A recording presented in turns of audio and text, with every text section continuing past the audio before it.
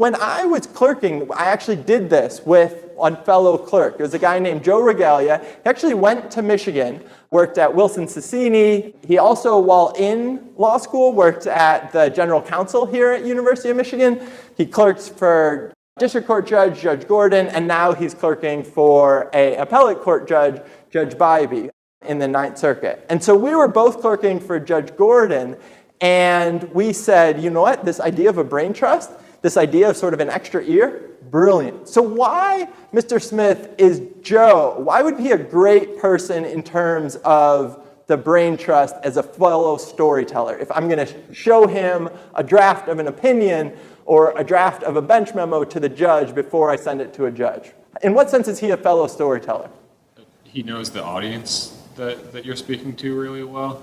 So he's like coming from the same like level as you. He doesn't really have to like ask a lot of questions about like what does this here mean? Like what are you trying to say? Right, yeah. So he might be better than say an extern or an undergraduate or a poet.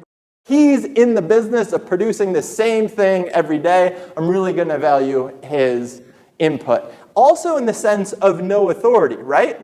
I don't work for Joe Regalia. I worked for Judge Gordon. He was even better, Joe, as an extra ear when the opinions that I drafted or the work that I drafted for Judge Dorsey, so I was clerking for both people at the same time, and Joe wasn't hired by her. He was just working for Judge Gordon. Why would he be even better in terms of being an extra ear for the work I did for Judge Dorsey? Because it doesn't really matter to him.